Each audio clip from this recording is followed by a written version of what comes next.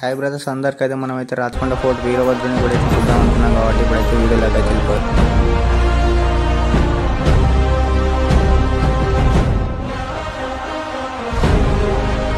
ఈ వీడియోస్ అయితే నేనైతే చాలా కంటెంట్ ఇస్తున్నా బ్రదర్స్, కానీ అయితే వ్యూస్ అయితే రావట్లేదు. వ్యూస్ రావడానికి ఏమన్నా ఉంటే చెప్పండి. నా పాత ఐడి యూట్యూబ్ ఛానల్ అయితే అదేమో వ్యూస్ రాకుండా కంటెంట్ చేయకుండా ఇచ్చేసి అది సబ్స్క్రైబర్స్ లైక్స్ అనేవి వచ్చాయి, కానీ ఇది ఐడికి మాత్రం రావట్లేదు. కంటెంట్ చాలా ఇస్తున్నా కానీ రావట్లేదు. మీకు సపోర్ట్ చేస్తే ఇంకా బాగుంటుందని చెప్పేసి అనుకుంటున్నాను నేను. ఇక్కడైతే శ్రీ కొనేరు అనేది ఉండేది. ఇక్కడ కొనేరు చాలా అంటే చాలా బాగుంది. కొనేరు ఆ కొనేరు దగ్గరికి అయితే వెళ్ళిపోదాం మనం. చాలా అప్పుడు వానాకాలంలో వెదర్లో చాలా అంటే చాలా వాటర్ ఉంటాయి, అలా చాలా బాగుంటుంది. మనమైతే అక్కడికైతే వెళ్ళిపోదాం, చూసుకోండి. చాలా అంటే చాలా బాగుంది.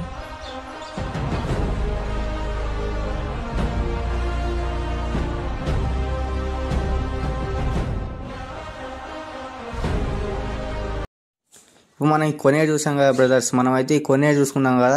శ్రీ వీరభద్రుడి గుడి అనేది పైన ఉంది. ఆ పైన ఈ కొనేరు ఎందుకు కట్టారనేది పైకి వెళ్ళినాక చెప్తాను మీకు. ఫస్ట్ అయితే వీడియో అయితే ప్లే చేయండి, వీడియో అయితే చూడండి.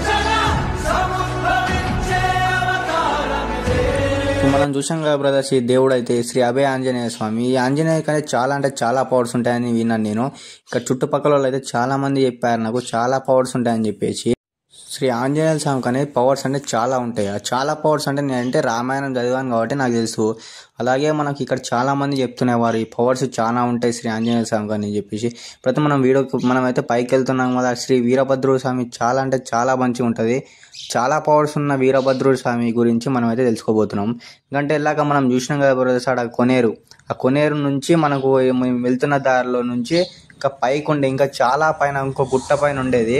ఆ గుట్ట పైన దేవుడు అనేది ఉండేది. పంతులు గారు అనేది ఈడికెళ్ళి ఆడికి వాటర్ తీసుకోయి అనేసి అభిషేకం చేసేవాడు. అభిషేకం చేసినందుకు ఒకసారి కాలు జారి పడ్డందుకు ఇప్పుడు ఆ దేవుడు అనేది కిందికి దిగి వచ్చిండు.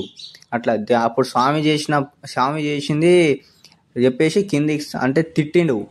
ఇప్పుడు నేను పైకి అయితే పూజలు అయితే చేయలేను, కిందికి రావాల్సిందే మేము కోరుతున్నాం అని చెప్పేసి అనుకున్నారు వాళ్ళు. అప్పుడు కాబట్టి మనమైతే ఇప్పుడైతే టెంపుల్ చూసేసినాం కదా. ఇదే శ్రీ వీరభద్రుడు స్వామి టెంపుల్. శ్రీ వీరభద్రుడు స్వామి టెంపుల్ చాలా అంటే చాలా బాగుంది. టెంపుల్ చాలా పవర్స్ ఉన్నాయని విన్నాను నేను. ఎందుకంటే నేనంటే బుక్ అనేది ఉంది, అది హైదరాబాద్లోనే ఉంది, కావాలంటే చదివి చూడండి ఒకసారి. చాలా పవర్స్ ఉన్నాయని నేనైతే విన్నాను. టెంపుల్ చూస్తేనే గోస్ బంప్స్ వచ్చేసినాయి బ్రదర్, ఏమన్నా అనుకోండి మీరు. కానీ